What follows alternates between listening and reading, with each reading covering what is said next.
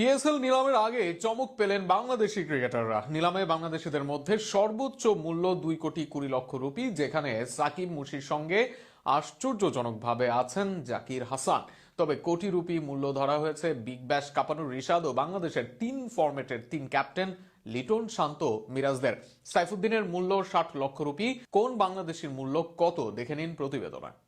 Pakistan super লিগের একাদশ আসর পিএসএল 2026 ঘিরে উত্তেজনা ক্রমেই বাড়ছে ক্রিকেট বিশ্বে। এরই মধ্যে আসন্ন মৌসুমের জন্য বিদেশি খেলোয়াড়দের প্লেয়ার পুল ঘোষণা করেছে পাকিস্তান ক্রিকেট বোর্ড পিসিবি।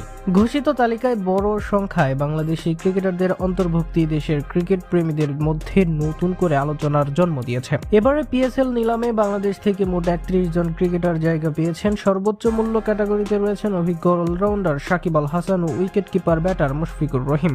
দুজনেরই ভিত্তিমূল্য নির্ধারণ হয়েছে 2,20,00,000 পাকিস্তানি রুপি। একই ক্যাটাগরিতে আছেন তরুণ ব্যাটার মোহাম্মদ জাকির হাসান, যা তার ক্যারিয়ারের জন্য বড় স্বীকৃতি হিসেবে দেখা হচ্ছে। 1,10,00,000 পাকিস্তানি রুপির ভিত্তিমূল্য তালিকায় রয়েছে বাংলাদেশের বর্তমান জাতীয় দলের বড় একটি অংশ। এই তালিকায় আছেন লিটন কুমার দাস, মেহেদী হাসান মিরাজ, নাজমুল হোসেন শান্ত, তাসকিন আহমেদ, শরীফুল ইসলাম, তানজিদ হাসান তামিম, তাওহিদ হৃদয়। আশ্চর্যজনকভাবে একই তালিকায় ইয়াসির আলী চৌধুরী, মাহমুদুল হাসান জয়, হাসান মাহমুদরা আছেন। জাতীয় দলের রিশাদ হোসেন, পারভেজ হোসেন ইমনদের সাথে তরুণ জিসান আলম, রিপন মন্ডল, নাহিদ রানা, তানভীর ইসলাম, মাহফুজুর রহমান রাব্বি, মাহিদি হাসান, শামীম হোসেন, নুরুল হাসান সোহান আছেন এই তালিকায়। এছাড়াও মোসাদ্দিক হোসেন সৈকত ও তাইজুল ইসলামকেও একই ভিত্তিমূল্য দেওয়া হয়েছে। এছাড়া 60 লাখ পাকিস্তানি রুপির ভিত্তিমূল্যের ক্যাটাগরিতে রাখা হয়েছে আরো 5 বাংলাদেশি ক্রিকেটারকে। এই তালিকায় রয়েছেন জাকির আলী অনিক, নাসুম আহমেদ, তানজিম হাসান, সাকিব, মোহাম্মদ অঙ্কন এবং অভিজ্ঞ অলরাউন্ডার মোহাম্মদ সাইফুদ্দিন। বিশেষ করে সাকিব, সাইফুদ্দিন, নাসুমদের এই তালিকায় থাকা বেশ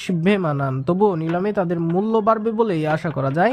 11 তারিখ হতে যাচ্ছে এবারের নিলাম।